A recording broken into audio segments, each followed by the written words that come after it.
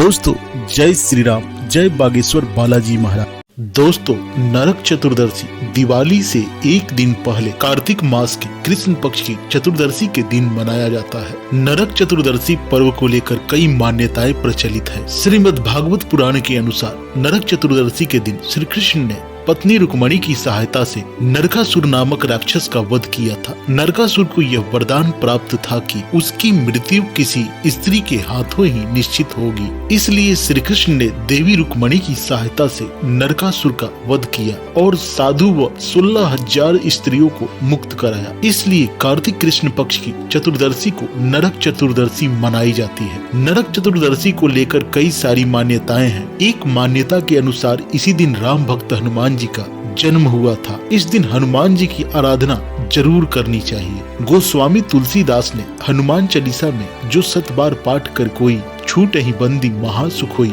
लिखा है, यानी कि इस दिन जो 100 बार हनुमान चालीसा का पाठ पूरे परिवार के साथ बैठकर करता है उसके परिवार से दुखों का अंत हो जाता है। कहा जाता है कि दीपावली के दिन ही लंका विजय कर भगवान श्री राम लक्ष्मण और सीता माता के साथ अयोध्या लौटे थे। इस सूचना के आने के बाद लोग दीपोत्सव करने लगे थे। नरक चतुर्दशी को नरक चौदस, रूप चौदस, छोटी दिवाली जैसे नामों से भी जाना जाता है। इस दिन तेल, फिटकरी और तिल से कुछ ऐसे चमत्कारिक उपाय किए जाते हैं जिससे व्यक्ति की आर्थिक समस्या तो दूर होती ही है, साथ ही उसे सारी कष्टों से मुक्ति भी मिल जाती है। तो दोस्तों आइए इस वीडियो में मैं आपको नरक चतुर्दशी के बारे में संपूर्ण जानकारी बतलाने वाला हूं और इस दिन तेल, फिटकरी और तिल से किए गए कुछ चमत्कारिक उपाय के बारे में भी बतलाने वाला हूं, जिसे करने के बाद आपके जीवन में चमत्कारिक बदलाव आएंगे। तो दोस्तों वीडियो को मिस नहीं कीजिएगा, क्योंकि अगर आप इन उपायों के बारे में पूर्ण जानकारी पाना चाहते हैं तो ये वीडियो आपको पूरा देखना होगा। वीडियो को स्किप नहीं कीजिएगा। वीडियो अच्छी लगे तो वीडियो को लाइक और चैनल पर नए हो तो चैनल को सब्सक्राइब करना नहीं भूलिएगा। दोस्तों वैसे तो नरक चतुर्दशी का त्योहार दिवाली से ठीक एक दिन पहले कार्तिक कृष्ण चतुर्दशी को मनाया जाता है, लेकिन इस साल नरक चतुर्दशी और दिवाली एक साथ सोमवार यानी 24 अक्टूबर 2022 के दिन ही मनाई जाएगी। दोस्तों नरक चतुर्दशी के दिन यम दीप जलाया जाता है और इसे घर के मुख्य द्वार पर रखा जाता है। दोस्तों यम दीपक को परिवार की सबसे बुजुर्ग महिला को ही जलाना चाहिए। इससे उसके सभी बच्चे और परिवारजन अकाल मृत्यु के संकट से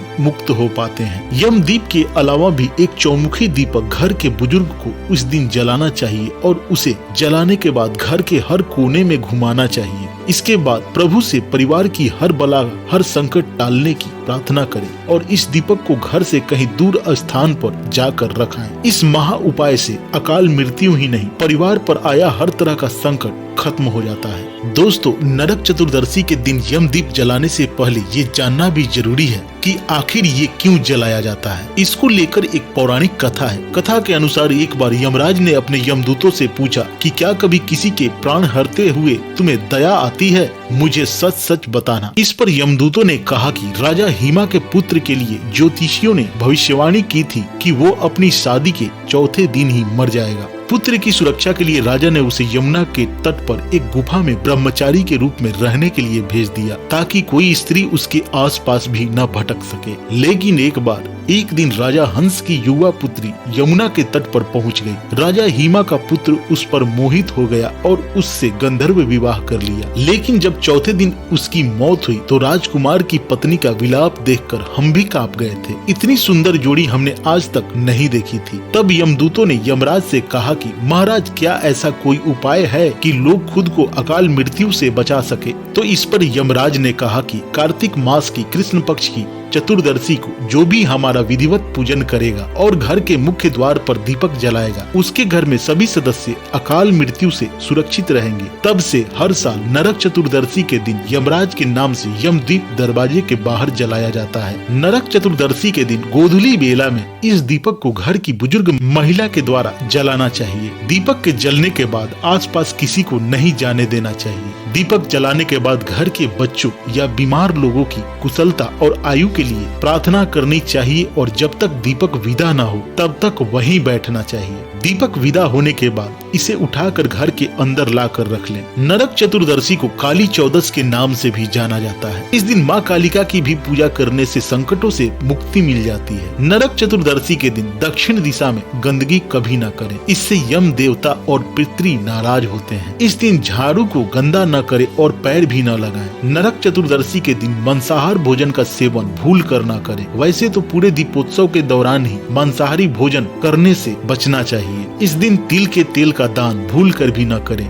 इससे माँ लक्ष्मी नाराज हो जाती हैं। नरक चतुर्दशी के दिन जीव हत्या न करें। माना जाता है कि नरक चतुर्दशी के दिन धन वैभव की देवी माँ लक्ष्मी तेल में निवास करती हैं। तो आइए दोस्तों जानते हैं कि नरक चतुर्दशी पर किए जाने वाले किन उपायों से व्यक्ति की आर्थिक तंगी दूर हो जाती है। दोस्तों कहा जाता है कि इस दिन शरीर में तेल लगाकर स्नान करने का बहुत ही महत्व होता है। इस दिन तेल लगाकर स्नान करने से आर्थिक संपन्नता आती है और आर्थिक तंगी भी दूर हो जाती है, क्योंकि नरक चतुर्दशी के दिन माँ लक्ष्मी तेल में वास करती हैं। नरक चतुर्दशी के दिन शाम के समय घर के दक्षिण दिशा में तेल का एक चौमुखी दीपक जलाना चाहिए। इससे यमदेव प्रसन्न होते हैं और घर के लोगों की अकाल मृत्यु नहीं होती। नरक चतुर्दशी पर नहाने के पानी में तेल मिलाकर स्नान करें, इससे शनि दोष दूर हो जाता है। कहा जाता है कि नरक चतुर्दशी के दिन ही हनुमान जी का जन्म भी हुआ था। इस दिन हनुमान जी को सिंदूर और चमेली का तेल मिलाकर चूल्हा चढ़ाने से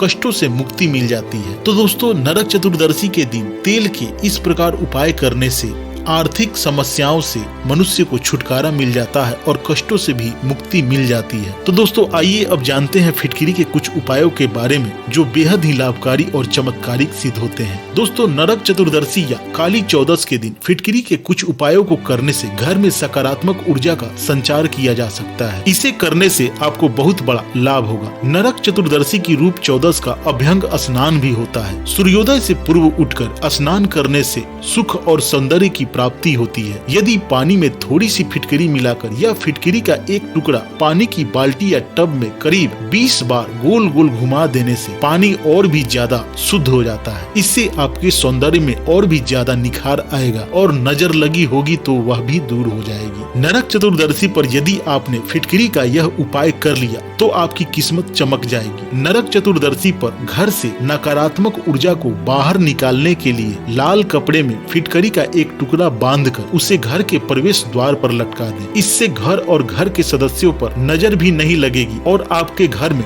नकारात्मक ऊर्जा कभी वास नहीं करेगी। इससे माता लक्ष्मी काफी प्रसन्न होती हैं, क्योंकि जहाँ पर नकारात्मक ऊर्जा नहीं होती वही माता लक्ष्मी का वास होता है। दोस्तों यदि घर में कोई सदस्य रोगी या उसे नजर लगी है तो नरक चौदस के दिन उसे लिटाकर फिटकरी का टुकड़ा लेकर सिर से पांव तक 7 बार उतारें। ध्यान रहे कि हर बार सिर से पांव तक ले जाकर टुकड़े को तलवे से लगाकर फिर सिर से घुमाना शुरू करें। इस फिटकरी के टुकड़े को आग में डाल दें। जैसे जैसे वह फिटकरी आग में जलेगी वैसे वैसे बुरी नजर का असर खत्म होता जाएगा। दोस्तों बाथरूम में, घर के चारों कोनों में, गैलरी में और जहाँ कचरा रखते हैं वहाँ पर फिटकरी का छोटा सा टुकड़ा रखें। यह टुकड़ा आपके घर की सभी नकारात्मक ऊर्जा को अपने अंदर समाहित कर लेगा। दोस्तों विज्ञान के अनुसार फिटकरी एक एंटीबैक्टीरियल पदार्थ है। इसका रोज रात में कुल्ला करके सोने से जहाँ दांत मजबूत होते हैं वहीं दांत के कीड़े भी मर जाते हैं और गले का इन्फेक्शन दूर हो जाता है। गंदगी को साफ करना फिटकरी का बेहतरीन गुण है, इसलिए इसके घोल का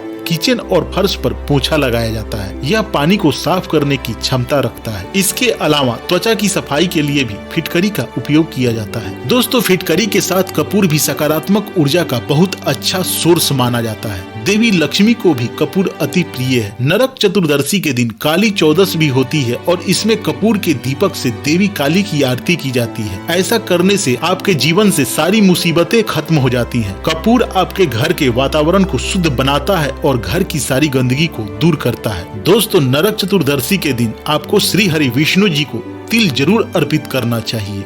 यह उन्हें अति प्रिय है। इतना ही नहीं, इस दिन अभिजीत मुहूर्त में आपको अपने पितरों को तिल वाले जल से तिलांजलि देनी चाहिए। ऐसा करने से पितृ दोष कम हो जाता है और घर में सुख शांति बनी रहती है। तो दोस्तों वीडियो में बताए गए ये चमत्कारिक उपाय अगर आप करते हैं तो आपको सारी कष्टों से तो मुक्ति मिलेगी ही, साथ ही आपकी आर्थिक समस्या का भी समाधान मिल जाएगा। आपके घर में साक्षात माँ लक्ष्मी का वास हो जाएगा। तो दोस्तों ये उपाय एक बार आप जरूर करके देखिएगा। और दोस्तों वीडियो अच्छी लगी हो तो वीडियो को लाइक और चैनल पर नए हो तो चैनल को सब्सक्राइब जरूर कर लीजिएगा। दोस्तों जय श्री राम, जय बागेश्वर बालाजी महाराज, और आप सभी को दीपावली की ढेर सारी शुभकामनाएं।